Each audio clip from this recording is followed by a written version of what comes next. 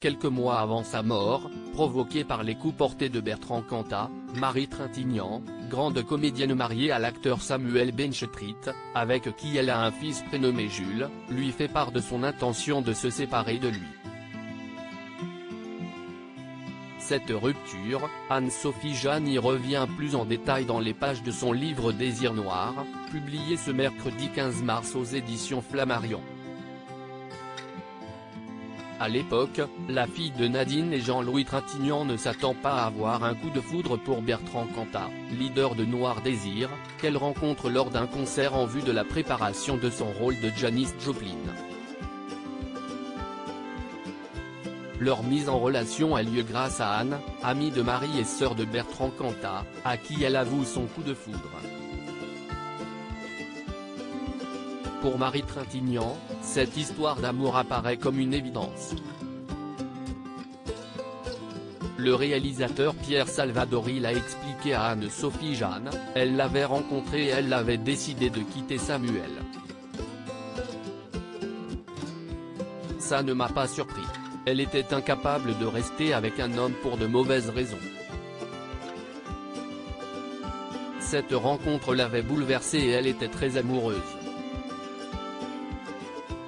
Marie Trintignant, toujours officiellement en couple avec Samuel, confie également qu'elle ne peut pas jouer sur deux tableaux.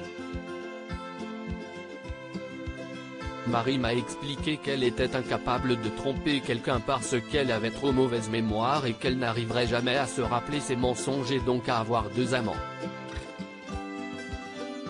Si est en 2002 qu'elle met un terme à leur mariage pour ne plus avoir à se cacher avec Bertrand Cantat.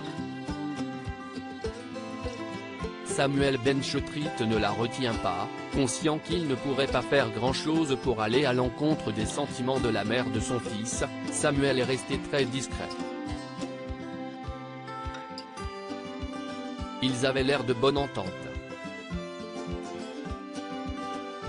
Jusqu'au bout, Marie et Samuel sont restés en bons termes. À tel point qu'ils tournaient encore ensemble. L'un des derniers textos que lui a envoyé Samuel Benchetrit, aujourd'hui heureux avec Vanessa Paradis, aurait d'ailleurs déclenché la colère noire de Bertrand Cantat et les coups fatals qu'il lui a portés à Vilnius. Un drame inoubliable malgré leur histoire d'1 an et demi, Bertrand Cantat se méfie des relations de Marie Trintignant avec ses ex et père de ses enfants. Dans un excès de rage et de jalousie, le chanteur assène de fortes claques à la comédienne dans leur chambre d'hôtel de Vilnius en Lituanie, où Marie joue sous la houlette de sa maman Nadine pour le téléfilm Colette. L'actrice tombe inconsciente au sol avant que Bertrand Cantat ne l'installe dans son lit. C'est à Samuel Benchetrit qu'il livre son premier coup de fil après le drame. Ce dernier lui conseille de contacter Vincent, le frère de Marie.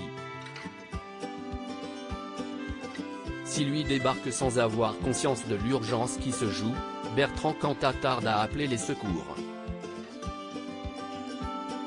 Rapatriée en France, Marie Trintignant décède le 1er août 2003, malgré l'intervention du chirurgien Stéphane Delajoux. S'ensuit alors un long procès de Bertrand Cantat, accusé, jugé et condamné d'avoir tué la comédienne. Il est aujourd'hui libre.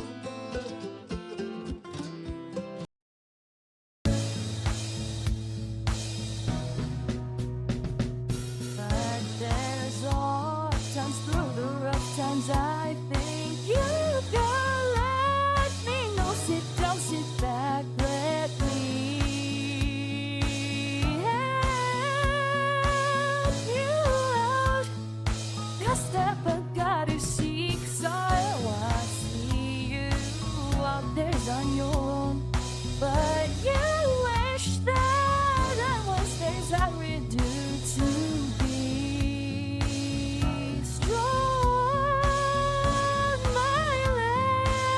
I know you are all theirs. I can only be a part of the chain that stops if I